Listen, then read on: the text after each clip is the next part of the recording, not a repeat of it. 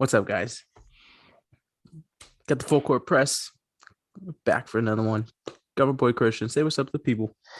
How we doing, everybody? All right, guys. We're recording this. It's currently Wednesday, March 30th, 1:32 a.m. though. So we just so no games been played yet.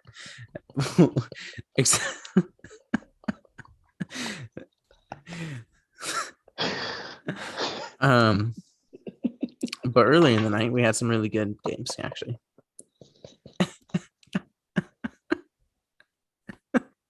You all right, brother? I'm good. I'm sorry, everybody. I'm sorry. I'm sorry. I'm gonna be okay. We're in for a good one. Okay. All right. So tonight I think the headliner was the Giannis versus Embiid Milwaukee at Philadelphia game. You have, two of the top three MVP candidates going at it. And it was a close one, man. It was these are supposed to be the contenders in the East. There's many implications along this game. The Bucks end up pulling it out 118-116. Giannis put up 40 points, not only 40, but shooting 16 of 24 from the field, right? Like just dominant. He's unguardable at this point. Embiid did give his own, he gave him 29, 14 rebounds, 7 assists. So it wasn't a bad game by Embiid at all, but he's just, if you're not the best player in the world, like, I don't know what to tell you. It's like that. Any It's like that. What are your main takeaways from this game and this matchup, though, that you think we could take, especially going into the playoffs, and how maybe this shapes the outlook of the East?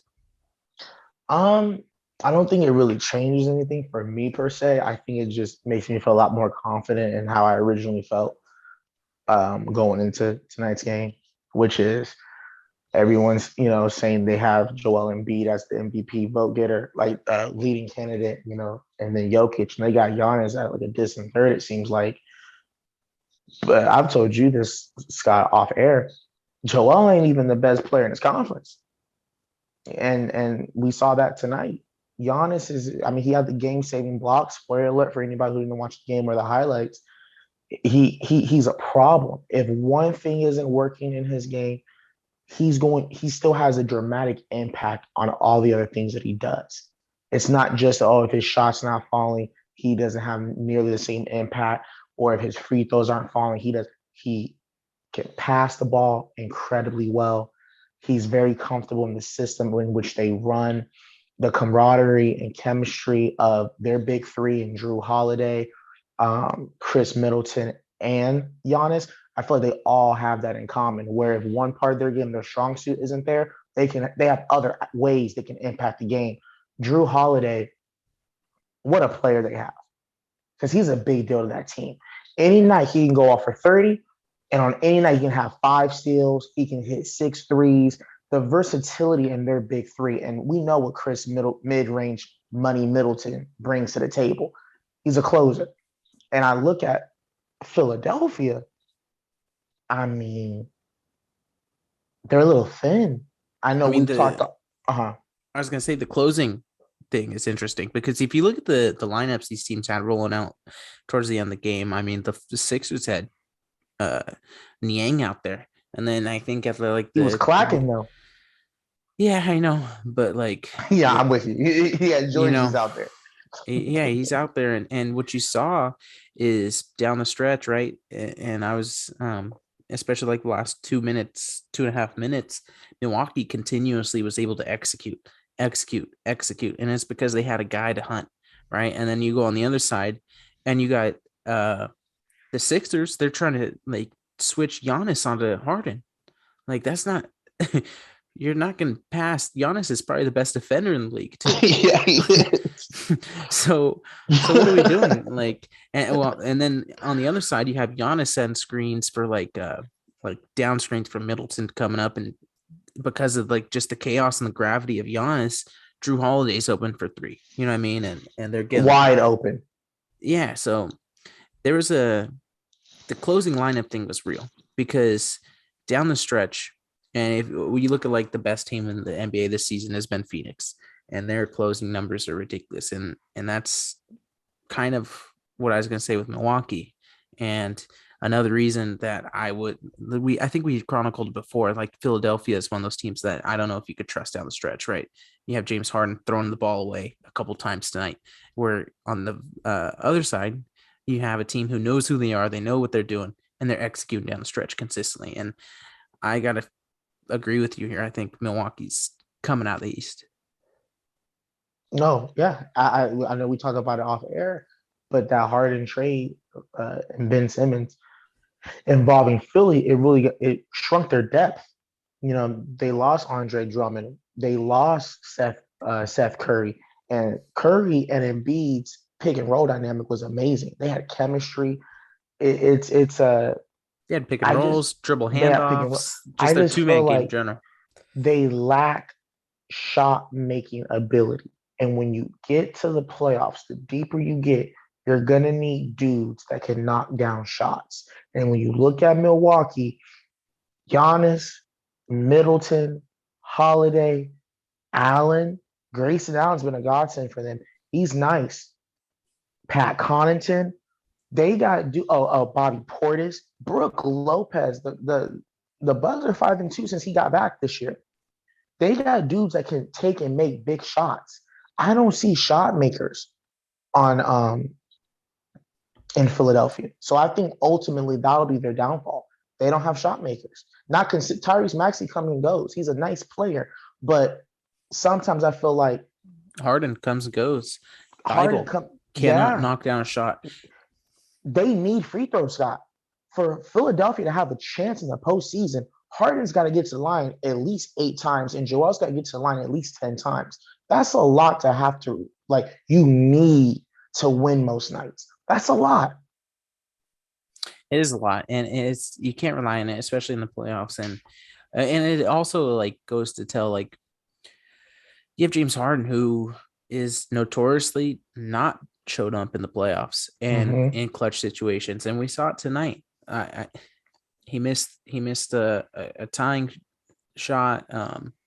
He tried to throw it down to Embiid, but it was like a lazy pass, like with a minute left, and it ended up being a kickball. He got a little bit lucky, but on the next possession, he turns it over, and then he barely runs back. And what you see is the Bucks scoring and keeping it in 4-point game, keeping that cushion.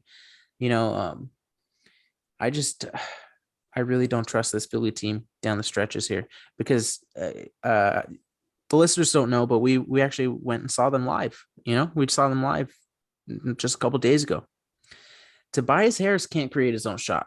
No, he can't. And Harden was all world that night, right? We went to the game they played, the Clippers, and Embiid is a specimen for sure. That guy, he could be the best player on the floor most nights, but I don't. Not when Giannis is playing, because Giannis, like you said, game-winning block on Embiid, dunked on Embiid's head. It's just, first of all, there's not many players in the league that's going to have Joel Embiid looking unathletic. Because I'm not trying to disrespect this man. He's a monster. Giannis makes him look unathletic at times. He just flat out makes him look unathletic. And it's a wild thing because it's not the entire game, but there's little flash points. And you're like, Embiid didn't have a chance there. What? Like, there's not dudes that have Embiid looking like he don't have a chance on certain plays, situations, scenarios. But there's those moments where, nah, fam, that's the freak.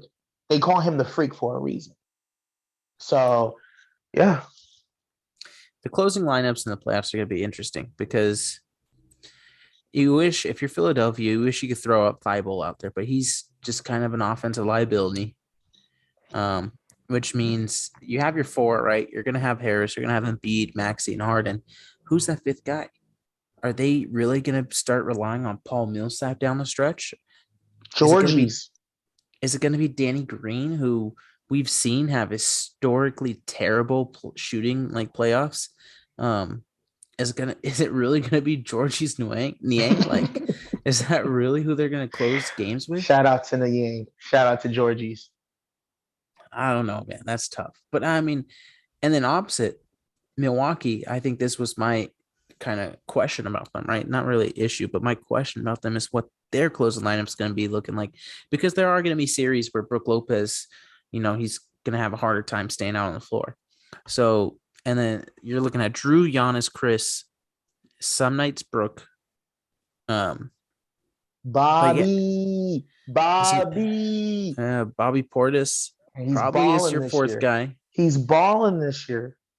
And then who's that fifth guy for them? Is it going to be Wes Matthews Pat or is it going to Pat Connaughton? Connaughton? Yeah, it's going to have to be Connaughton. Yeah, they got good issues because all their big three plays have minutes, and because Giannis can fill so many holes. Matter of fact, Middleton and Giannis can fill holes for them on both sides of the floor.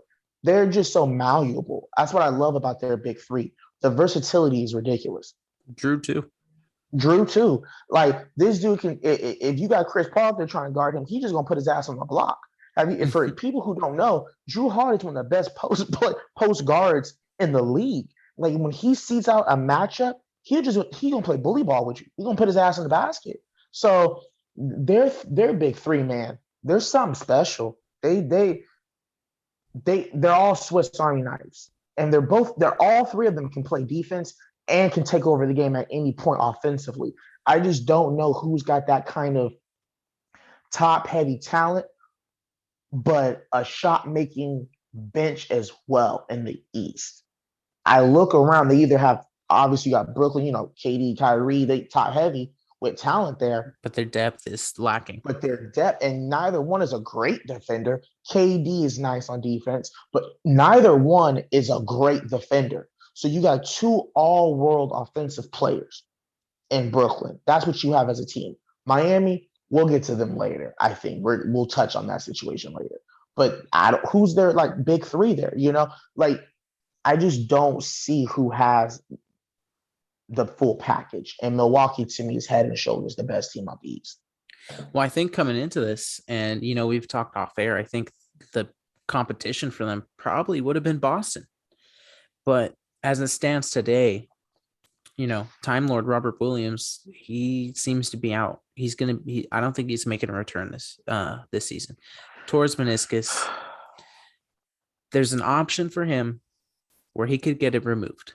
And if he does that, he could be back within a month even, right? For the playoffs or something like that. But we're talking about a guy who's had knee problems for forever. He's already signed his extension, so he has his money. If he wants to play, I think he's 25, something like that. I don't know. But if he wants to play for another 8 to 12 years, right? He's probably going to elect to get it repaired. And the repair timeline could be 8 months to a year or something like that. And if Time Lord's not playing, I'm here to tell you, I am putting the nail in the coffin for Boston. They're probably good enough to win like a round, depending on the matchup.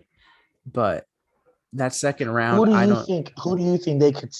Okay, we both believe Time Lord is out. So every scenario going forward with the C's is going to be implying that he's not going to be there. Who should they want in the first round that you believe they can get past without Time Lord? It's tough because at the top of let's break down the standings right now, because you have Miami at 48 and 28, and then you have Milwaukee at 47 and 28, Boston 47-29. So they could be, honestly, like, seeing however the end of the year plays out, they could be a number 1 seed, or they could even go as low as a 4 seed. That's about their cap. And Philly at 46 and 29. So there's about a half game difference there. I think if I'm Boston, I gotta be honest, I think I'd rather play Chicago than Toronto. I think the 4 seed is where I would want to be if I'm Boston, but without Time Lord, because the identity of the Celtics is defense, right? Kind of. They're calling guard since Christmas. They've been the number 1 defensive team in the league. And Time Lord is so important to that. He's going to be an all defensive player. He's he's going to make an all defense team. He's going to be possibly defense player of the year votes because his versatility as a big man, right? They throw him out on wings, they throw him out on guards, they kind of have him play a center field where it's almost like a four in a zone with him, and where he's roaming and he's guarding everybody, and he kind of makes that whole defensive system work. So you take him out of the equation, and I mean, they still got some guys on the perimeter that could put pressure, but it's not going to look the same. It's just not going to look the same. And going up against Chicago, it's tough. I guess Toronto, technically, but Toronto is just such a they're fucking bulldogs, dude. I just don't know if I want to play Toronto in general. Toronto is a problem for sure. And I've said this to you off camera.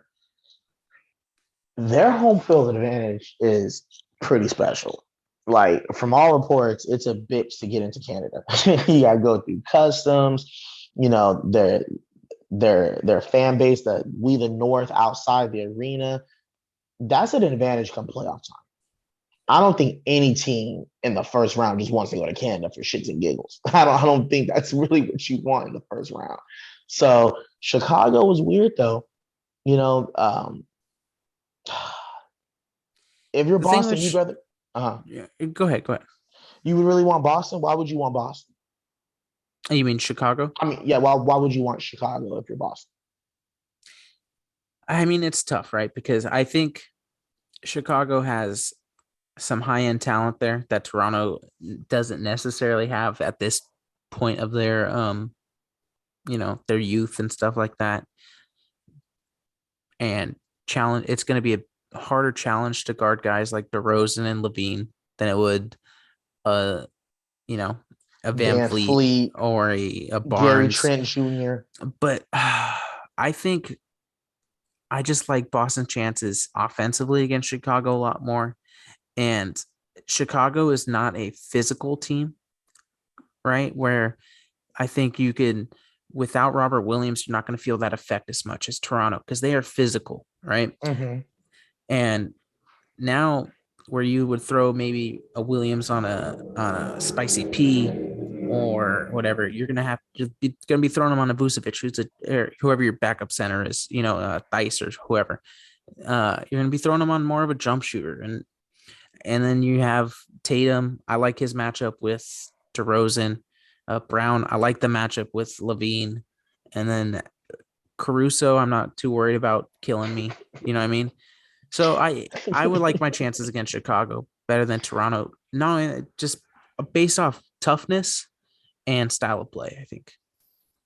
Interesting. Who do you think is a better player this season? Or at this given point, not going forward, just right now. DeMar DeRozan or Jason Tatum? Jason Tatum. Jason Tatum is going to finish top 5 in MVP voting this year. You think so? I do. I think he's going to. So you got Nikola, you got Giannis, you got Embiid, you got Luka or and Book. Tatum. I think Tatum gets one of those 5 spots for sure. He's taking his game to another level. He's scoring so efficiently right now, and the game is slowed down. I can't put Ja in there. I can't put Ja in the top 5. I would put Ja below Booker. I would put him below Luka. I would put him below Tatum as well. He's missed 20 games. His team's 18-2 without him. The other guys just have a bigger body of work. And yeah, Ja has the moments and stuff like that, but I'm just not as big on that. And that's why Embiid for me is still third in my MVP list. I still have it like this at the top with Giannis and Jokic. I haven't made my decision quite yet where I would go with that, but yeah, I would have Ja below those guys. I think Tatum for sure is in that top 5. Interesting. Well, stay tuned, everybody. We'll definitely be looking at that to see how the top 5 finishes, because this has been a great year. You don't have your usual suspects in the MVP voting. You don't have your Stephs. You don't have your KDs. You don't have your LeBron. So this is an interesting year. I'm very interested to see who gets the top 5, because we got the top 3 already with Embiid, Jokic, and Giannis. So it's going to be very interesting to see who they put the 4 or 5 slot. Wow, there could be a situation just to even think that a Booker or a Tatum or a Luca could be like seventh in MVP voting after the seasons that they've had. It just shows you the league's in really great hands. Oh, 100%. And I think that is my five right there, right? Is those the three centers at the top. And then I would Mhm. have Luca Tatum, however you want to throw that. I'd probably go Tatum above Luca because, and it's weird because they both like Boston started slow, but I'm gonna knock Luca a little bit for coming in out of shape. So But I would put do you want to give Luca a little bit more credit because he doesn't have a Jalen Brown? Because I could counteract that because I like that point. But if we're talking about Jason Tatum, yeah, he's still Jalen Brown is better than any player Luca's ever played with. I think it's fair, but I wouldn't weigh it as much. In at least in my head, Really? I'm Okay, not weighing it okay, as much. okay. Um, and then I would do Booker sixth, and then Jaw seventh. Mm. I got you. Josh for sure Um, seventh on mine. I would definitely put Book um above Jaw for sure. yeah, Book's had he's 25-5-5 and on a team that's going to win 65 games. Like, And him stepping his play up since Chris Paul's went out, the man's he's a baller. He's yeah, absolutely balled out. He's had a great season. it will just his March alone, right? We're at the end of March, and I think he's at like 35 a game for this month. Like, My, it's pretty my insane. goodness. But my whole grand scheme of things is Boston. I they could get out of the first round. Second round though, you're looking at either a Milwaukee matchup or a Miami matchup, and I think I would pick both teams over them right now. Really? I do, yeah. I I would say, man, worst case scenario actually, if you're Boston, because if you go three, yeah, so you're looking at like Miami or Milwaukee. I would without Time Lord, I just think the whole defensive scheme is blown up, dude. And I don't know what that looks like, especially with only 10 more games to kind of adjust. Um, I'm guessing they play tomorrow. Let me check because I'm very interested to watch them play their next game here. They Wednesday, they actually play the Miami Heat tomorrow. I will be tuning in, folks. Boston? Boston in Boston. Yeah, they're gonna be playing the Miami Heat. Interesting game. Miami Heat have been on, been a big topic lately. Obviously, I don't know if you guys saw, but there was a fight in the huddle, pretty much between Jimmy Butler and Eric Spoelstra, the head coach, and it didn't end well, really, for Butler. I mean, in the grand scheme of things, it's not. It's kind of been swept on the rug, but it was a very interesting dynamic because not every day you see your coach tell you, "What, you want me to fucking fight you?" That could only happen in Jimmy Butler. Yeah. No, for sure. It's a I don't know. It's an interesting situation. Uh I don't know what to make of it. I mean, I guess the easy thing to say is Jimmy wears on people. This is he's in his third season in Miami. He's said it. He wears on people after a while. So maybe they're just tired of his shit. But I think it's safe to say he won't be finishing his this contract out in Miami. Oh, you're shipping him out already? Oh, he's gone. Oh, he's gone. The only thing that could change that is them getting to the finals this year, or them maybe going to seven with the Milwaukee or whatever the case is in the Eastern Conference Finals. But anything before a conference final, I believe they're already looking. First of all, I already think he has a top five worst contract in the league. And when I say this, I want all my brothers to get paid. I'm just talking from the perspective of team building. That is a terrible contract. He had to get paid because of what he did in the bubble, taking him to the final. He deserved that money. But I'm looking to move him a year. When you give a player like that, especially with an injury history, and a very specific skill set, you got to be expecting, you got to know when to move them a year early before a year late because your compensation back could be franchise altering and the difference you can get back for a player like that. Um, he's not relatively healthy all the time.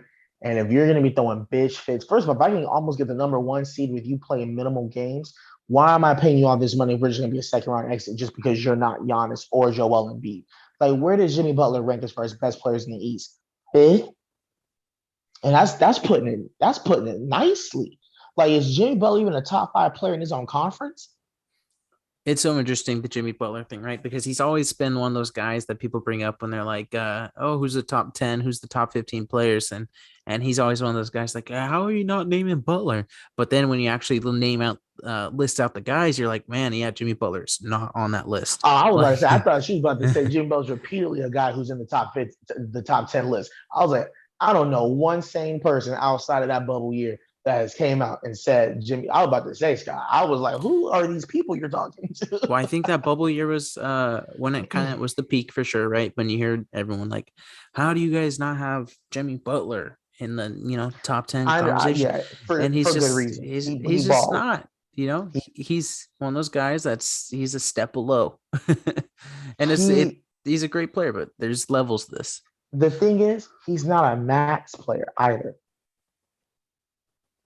The max contract thing, that's a whole nother rabbit hole. But the My max fault. My contract fault. thing is When I weird, say dude. max, I mean I mean Supermax. He's just not like he's one of those players that even if he's eligible for it and I can give it to him, I don't believe he's a super max player. That's just me. I would trade him a year early so I can get something back for him and start over. Because I again, he has a very specific skill set and it's conducive to winning, by the way. It definitely is. But as a number, if he's your second best player, you got a really good team. If he's your third best player, you're winning the title that year. That's the way I look at it with Jimmy Butler. But if he's even remote, if he is clearly your best player in your team, I don't know how I feel about that. I I don't don't think know he's how their I feel best about player. it. Well, I know you're wet on Bam. I don't think Bam is better than Jimmy Butler at the end of the day. He might be more valuable over a course of a regular season, but when the rubber needs to meet the road, I'm going to see Bam. Bam still needs to answer some questions for me because I know what Jimmy Butler did in that bubble in those playoffs and those finals. He looked LeBron-esque. I have yet to see Bam come up big like that when it matters most. I'll take Bam over the course of a regular season because Jimmy's going to miss time, but he's clearly their best player in my estimation. I can count on Jimmy Butler. He's there. I need to see Bam Adebayo pop. It's about that time. I need to see him pop. It's interesting because Bam isn't a guy that's going to go out there and get you like 30, 40 points. You know what I mean? Then you're Um, not my best player. There's not one player in the league that if you're gonna be the best player on my team, you need to be able to drop 30. You don't have to average 30, but it needs to be there. Like Donovan Mitchell averages like 24.6 points in the regular season. In the postseason, this dude's dropping 50s, he's dropping 40, he's dropping 35. I don't see Bam gonna have to give me something. What you well, giving me, Bam? I think they're in an interesting situation, and why it might be, and this is why their record is so good, right? Because he is kind of their best player when you take in just full skill set and like how Mm-hmm. basketball you could affect in so many ways. You know what I mean? He Yes, yeah, is yeah, I got their you. best player, but they're in an interesting situation because they don't really need that from him because they got guys like a Butler or a Tyler Hero who's come on of late or a Kyle Lowry. They got Yeah. multiple guys on that team that go out there and get you buckets where you don't they don't really have anybody to get you, like you said, like Jimmy at his best can, Yes. uh, pull some weight, but collectively, they're a team that can put up numbers still. And defensively, and when you talk about the defensive end and playmaking on offense, how he plays the two-man game as the big Adebayo I just want to see them really. What I'm looking for him is in the moments, right? I don't need him to drop 30. I want him to be him, but in the moments down the stretch, I want the ball in his hands because he doesn't make mistakes. And I want to see that level where he has the confidence in himself and the team has confidence in him to control the game down the stretch. I'll put it like this, Scott. That's all cute, but you're not winning a championship with that dude. If that's your philosophy, you're not winning a championship. So all I was trying to say is when you make I you made great basketball points. That was a beautiful analysis of their situation. But I'm trying to win a championship here. Well, I got news for you. That's why they're not our I was about to say they're not our favorite. I was about to say you can talk all you want about what he does, and he don't have to get you 30. They're a better team if he's giving you 27 a night. I'm sorry. He's a better team. If that means PJ Tucker's gonna get 3 less shots, if that means Tyler Hero got to dial it back a couple shots, they're a better team. Well, I gotta tell you, I'm not. I hear you, and I agree with all your points. Mm-hmm. But the East is interesting and big picture here. And I know you have him getting traded already, but but when you're looking at the landscape, and and this is why this Robert Williams injury is huge. Yeah, no, this changes things. This changes things for sure. It's a massive deal, guys. Like that's a big deal. No, you're right. You're right. Nobody's going to talk about this, but 6 weeks down the line, we're going to look at this moment and be like, "Dang, that really changed history." Because it's Milwaukee down at the bottom. The bottom, you know how the playoffs, there's brackets, right? You have the top, the 4 corners, pretty much. Mm-hmm. The bottom right corner, you have Milwaukee probably coming out that side, and the top one, you're looking at either Boston, Philly, Chicago, or Miami. I would pick Miami out of all of those teams to be in the conference finals. Philly, and Chicago? Yes. So you're going to get that 4-5 matchup, right? Say Chicago is the 5, and then it's either Boston or Philly. Whoever gets 3-4, that's going to be the second round. It's going to be Miami versus either Sixers, Chicago, or Boston. And I would pick Miami against all of them. I just would. Philadelphia, we went down their issues closing. What if Time Lord was there? If Time Lord's there, I'm taking Boston. Okay. This is why it's huge, because with Time Lord, defensive schemes and everything, what he meant to that team, how they're coming along, Jason Tatum's, his explosion that he's had to go from great player to superstar player. They, in my opinion, had established themselves as the second best team in the East. It was a big enough sample size that they were blowing everybody out. Now you lose your key component on really your identity of your team. Your whole identity got blown up. I'm taking Miami to be in the conference finals against Milwaukee right now. I just am. Wow. You really gonna sit here and trying to have me play mental gymnastics to not agree with you right now? That's really. Why are you trying not to agree though? After I just completely ripped apart Bam Adebayo and said that they're fraudulent, you gonna really have me sit here? I'm really thinking to myself, people. I'm thinking, I'm like, fuck, because I was trying to get you the whole Time Lord thing. Because if you would have said, "Oh, if Time Lord is there, I'm still taking Miami," I would have just argued at that point, even though his point was because Time Lord's not coming back. But I too was gonna have Boston Boston was gonna be meeting Milwaukee in the Eastern Conference Finals, and I'm looking at the East, and we saw Philly live. First of all, people, Scott didn't say this. They don't like each other. James Harden and Joel Embiid do not like each other. We saw it live. I forgot the body language doctor. You got the body language doctor over here and we're watching them. And I'm gonna get back to our conversation in a second. But you're good.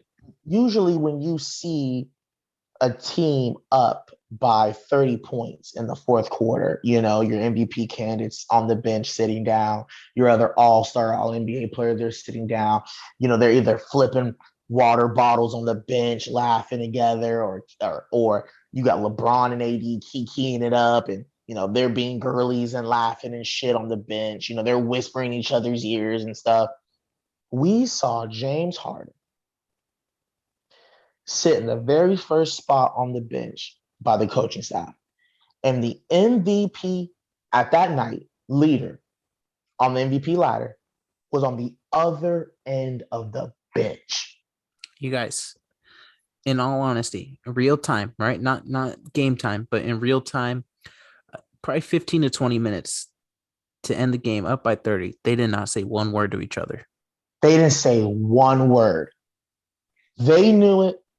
The players around them knew it. The coaches know it. This is just how they get down. They can exist on the floor with one another. I'm out on them. They're not doing nothing the way I see it. I'm sorry. Now, they're a wild card because if the refs decide that they're going to give them their calls, which the refs, even when they do give calls, what we do know is calls do go down in the postseason. And I don't believe they're shot makers to the ability where they can supersede that because the entire season they've been built one way. So yeah, mentioning that, I'm out on Philadelphia. I don't trust them.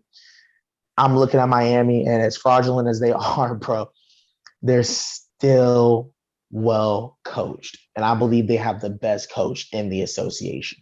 And that culture thing it's real, you know. They got dudes, and Tyler Hero, by the way, we haven't talked about it, but he wrapped up Sixth Man of the Year 2 months ago. I mean, right? So, yeah, as of right now, I've got Miami in the Eastern Conference Finals with Giannis, and I think it's quick work. I think it's a sweep. Well, I mean, it's interesting because Boston, if they do stay in the 3 seed, that means they're seeing Milwaukee in the second round, anyways.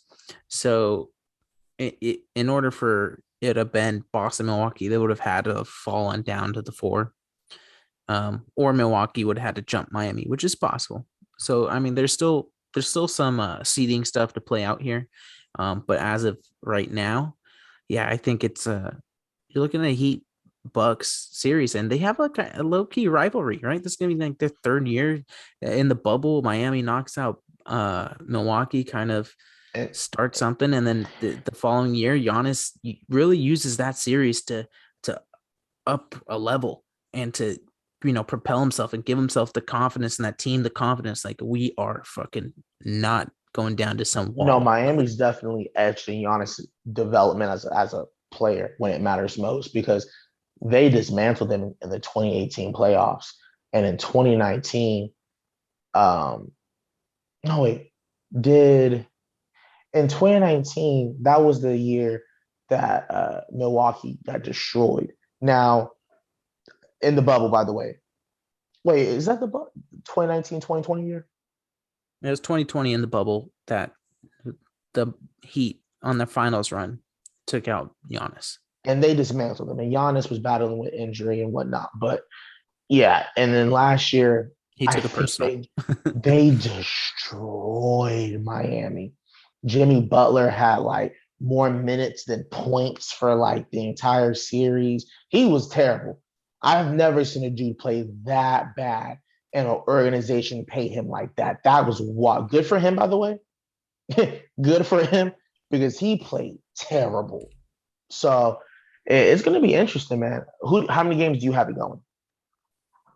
I mean, we'll see. We'll see how because the little fight in the thing, there could be some weird it's one of those things. If you're not a Miami fan, you're like, oh look, they're fissures and they're cracks in the foundation. But if you're a Miami fan, you're like, oh, we're Heat culture. This is what we do. You know what I mean? Everything's cool. So, I mean, it could be something. It could be nothing. I would say the thing with Milwaukee, dude, is if it really depends how Middleton and is going. Because to start the year, he did not look very good. I'm gonna be honest with you. He didn't look like the same guy. He's been better of late. So if we're saying this is just, it was a ramp up period and stuff after the Olympics and whatnot, I'd say 5 games, 5, 6 games, something like that. Probably 5. I'd lean 5. You I'm need gonna give 5 games. I'm gonna give Spoelstra one. Okay, I feel that. Nah, I gotta sleep, and I think it's gonna be ugly. I think unless it better be one not for Spoelstra. It better be. You know what? No. The way you was talking to nice guy, I gotta get spicy with you real quick. It better be in 6 because Spo's gonna get them one, and apparently the best player on their team is gonna get them one as well because that's what best players on the team do. So Bam Adebayo better get a game. Because Spo gonna get you one. So if this, you know, if out the bayou, as Kendra Perkins says, if he's what you think he is, he better get them a fucking game. Because I keep telling you, homie overrated. He's a nice player, but he hella overrated. I think it'll be a nice coming out party for him then in the playoffs. And he's still not gonna get them a game. He's still not gonna. We'll see.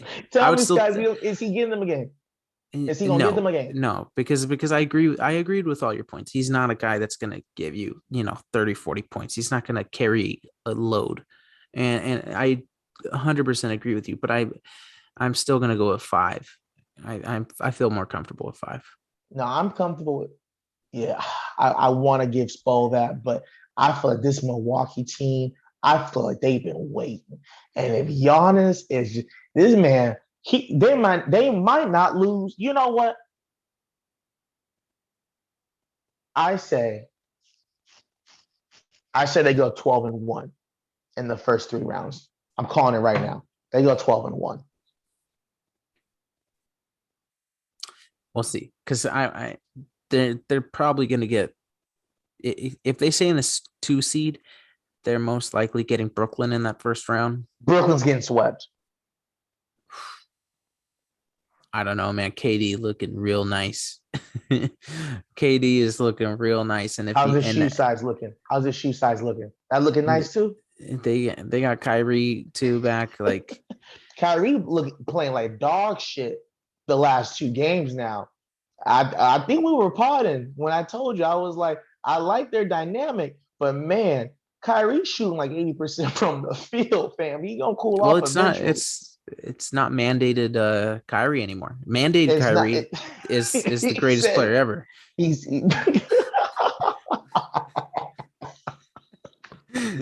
take the mandates off, and now he's coming back down to earth. He looking real normal these last 2 games. Bro, it's he went like what, 2 of 18 the other night. I was like, what? It's masked Kobe, hoodie Melo, and mandated Kyrie, bro. Those are the goats. It's the Mount Rushmore. Like bro, I'm looking at this and I'm like, because the thing with Kyrie is he makes it look so easy. But he's so good, bro. His shots are so hard. He's got a beautiful game, but these are not easy shots. Kevin Durant, I don't care if he's 9 foot tall. Kevin Durant is a special scorer, but these shots that he be hitting, guys, these are not easy shots. These are some tough shots. Durant or Irving? Both. Like KD, when I saw him in the postseason, though the efforts he was putting forth against Milwaukee, he went God mode. Those shots are hard. Like if you're Milwaukee, you shake his hand. It goes back to what Chuck was saying about OKC when KD was with Russ. He's, I don't know what's going on with Scott Brooks, but they're both talented, but they work way too hard. They don't get easy looks. And when I look at the Nets play, I don't see easy looks. Bro, they got to work really hard to get buckets. I hear you. I just don't think it's a sweep, bro, because it's not a sweep, by the way. I was getting spiced. I was feeling myself. It's not a sweep. It's not a sweep. I'm like, first round, you're gonna be relatively fresh because you haven't had the playoff, like, ramp up. Like second round, third round, where you're just like you're beat up by that point. And I think Kyrie could get you a couple games there. Absolutely. I would say in 5, but I would put money on 6. But I can see a situation when you deal with all-time talent like a KD on the Warriors, like a LeBron at any point in time, and you have these players, Kobe, if you will, Giannis, physically, I could see 5, but I would put money 6. I would put money on 6. But it's good. All I gotta say is this: I'm gonna have my popcorn ready because I need to see KD and Giannis again. I'm sorry, because they've both been talking hella spicy. They've been saying, if the Brooklyn fan base been talking spicy, if they got even half of James Harden and half of Kyrie, the series is over. Like it's a whole lot going on right there. That's low key a rivalry. You know what I'm saying? So I need to see this because Kevin Durant. I'm going to get off topic a little bit. His legacy getting questioned. I mean, Giannis could just come in here and stir the pot. If Giannis ends up with another championship, another MVP, he's going to win Defensive Player of the Year, by the way. I hear you. I'm just because I see where you're going with this, and I don't want to tear somebody down I don't want to tear somebody down to bring somebody else up necessarily. That's a first. I wasn't tearing down KD, by the way. I was just saying where the rivalry comes in at. I'm not saying because KD got salty when Giannis won that championship. He didn't congratulate Giannis. He congratulated the Milwaukee Bucks, which is sour grapes on KD. You got to be better than that. Every other star in the league shouted out Giannis. And he said, congratulations to the city of Milwaukee, like KO Milwaukee stomped it all. You know what, though? He wasn't alone. For some reason, Giannis has not been accepted. I don't know if it's because he's a 7-footer or whatever, but for some reason, Giannis stays getting disrespected by his peers. Getting disrespected, yes. And so, that's where I was going from that standpoint. They've got a little back and forth going. You know what I'm saying? That's all I'm saying. But yeah, I know. But when you bring in legacy to it and stuff like that, I'm like, maybe, but I don't know. Well, that's what I'm trying to. I'm reaching because I'm like, I don't know why there would be beef there, because like he's been shaded like on multiple occasions. So I'm like, is it the legacy here? Does he feel like after Bron, it was supposed to be my turn?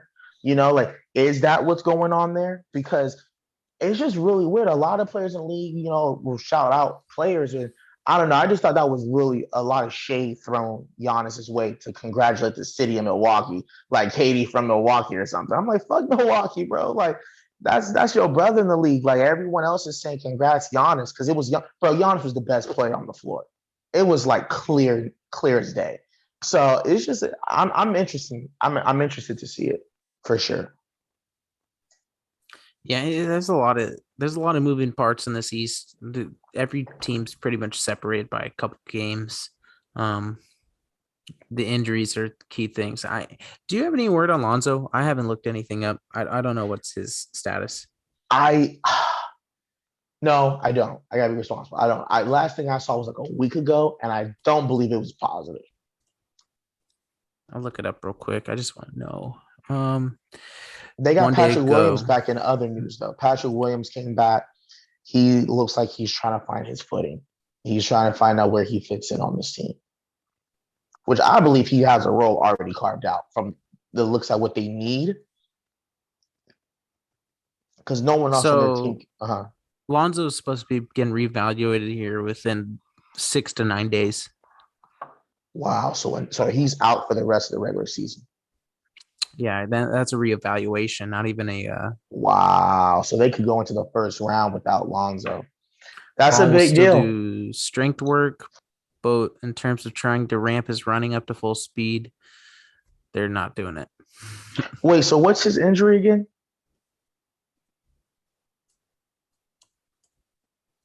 Lonzo Ball he's got a laundry list of them. No, that's why I'm trying to make sure this isn't a repeat. So his initial, it was a 6 to 8 weeks. I remember that. I think it was it's a bone bruise in his knee. He's gone for the playoffs. He's gone. Everyone listening, I can break this news for you right now. Unless Chicago won't get far enough in the playoffs for Lonzo to come back. They're not even going to get far enough in the playoffs. Bone bruises on the knee, he's gone. He's gone. He's gone. They're going to be eliminated before he even is able to get reevaluated, fam. That's a wrap. Bone bruises. Us as Laker fans, the Lakers earlier today just announced that Kendrick Nunn is going to be done for the season, everybody. If you're wondering what the injury was, because I'm sure by now, everyone's forgotten what the original injury was. Kink in the neck. Like this man got a bone bruise in October. We were supposed to have him back Christmas, then it was the New Year, then it was All-Star break, it was play-in time, maybe a round in the playoffs. This man has finally been ruled out for the season.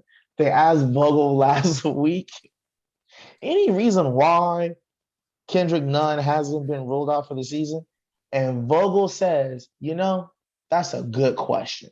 This is what we're dealing with. This is I got. I really want to get into this Lakers stuff. I really do. I really do. I think we did a really, really good job of kind of like navigating the Eastern Conference tonight. I think our next pod we'll try and do them like a day or two here. We'll go through the West. Yeah, that's another night. But tonight we're gonna finish the remainder of this. Yeah, I think we're I think we'll get back to that. Oh my. Anything else you want to talk about tonight for the people? Are we wrapping it up right now? I think so. I'm like Toronto. Let's wrap it. We hit a little bit of Toronto, Charlotte, Atlanta. That's gonna be a fun playing game. Charlotte, Atlanta, and then Cleveland. I'm going Trigger Trey. I can't say anything about them. I thought they were gonna be like 10 wins better. So but with the bum ass playing, they could end up. First of all, no one wants to see. I'm sorry, I'm not fucking with the play-in. The play-in is just how not to run a bracket for dummies. This is the dumbest thing ever. This is so stupid. This guys, like, this is clearly entertainment value, and it's trash because it's a sport that we love. But this is bullshit. To have a team that could be 15 games under 500 or 8 games under 500, and to let these players get an opportunity. So the first 6 months of the season, the first 5 months doesn't matter. It just doesn't matter. There needs to be a threshold.